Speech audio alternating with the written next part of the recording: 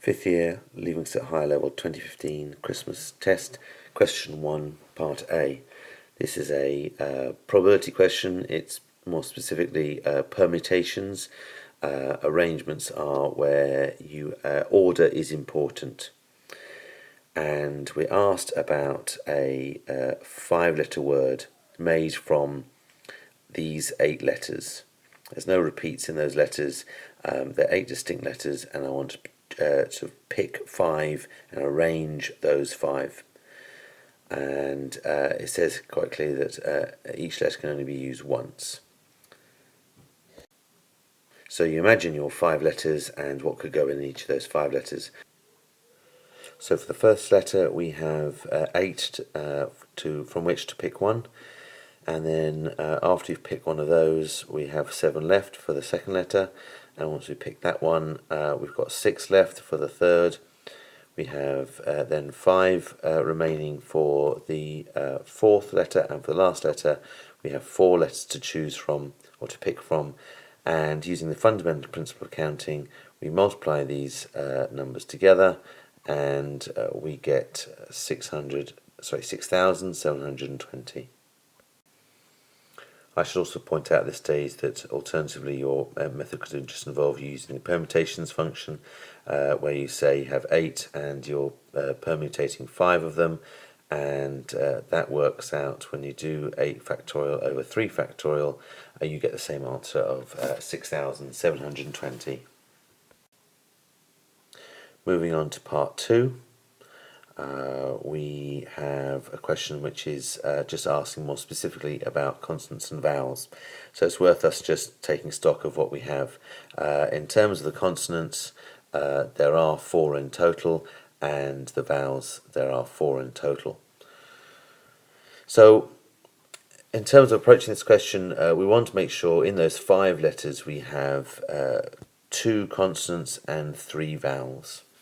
So how can we do that? Well, I suppose to a certain extent we can just say to ourselves, well, we're wanting to know a proportion or a certain amount of these 6,720.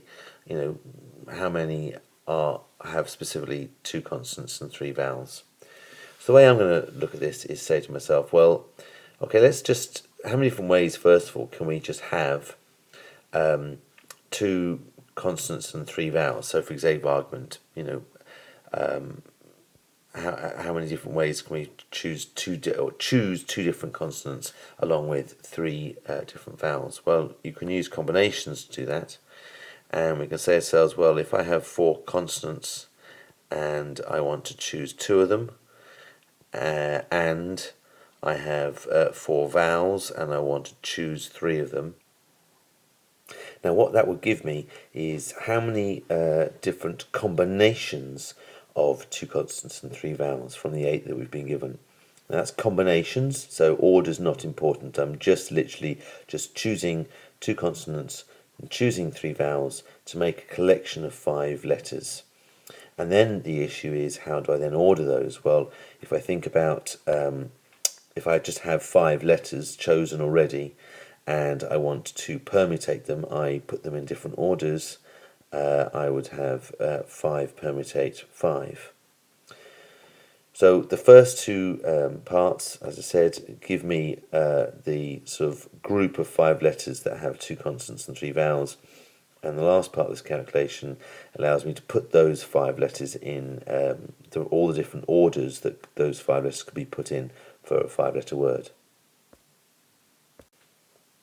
And when you work that through, you get 6 times by 4 times by 120, and that gives us 2,880 different permutations, different arrangements for that 5-letter word.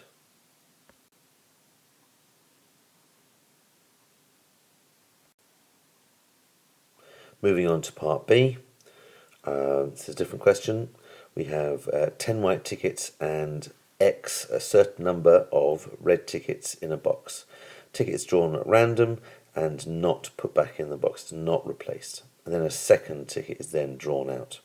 So firstly, for the first ticket drawn, what's the probability of getting a red? Well, there are X reds in the sort of the box, and in total there are 10 plus X different tickets in there. So there's an expression for the probability that the first is red. We don't know what X is, so we can't work out a number, but that is an expression that describes what the probability would be for any given number of red tickets. Now, I appreciate to some extent you're trying to look for a number. It's not suggesting or indicating that we want it as an expression in terms of X, but that's all it's requiring. Moving on to part 2, we're then given that the first was a red, and we're asked then what's the probability of the second also being a red. Well, we need to appreciate that one red's already been withdrawn, so there are only X minus 1 lots of red in the box, and in total there are 9 plus X in the box, because it's 1 less than 10 plus X.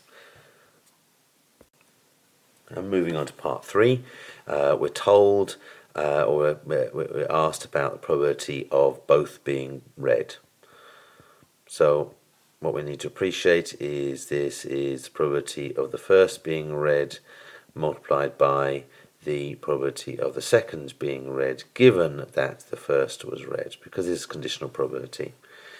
Now we're told it's 2 out of 21. So we're needing to use the parts of the question that we have already worked out. So whatever you got in part 1 multiplied by whatever you got in part 2 must equal the 2 over 21. Now I stress that whatever you got, so whatever you had written here, as long as you put those two multiplied together and equal to 2 over 21, then you've understood the basics of the question, and then it's purely a matter of solving that as an equation. So how would you go about doing that? Well, effectively this is two fractions equal to each other. So what I'm going to do is I'm going to multiply both sides by each of the denominators.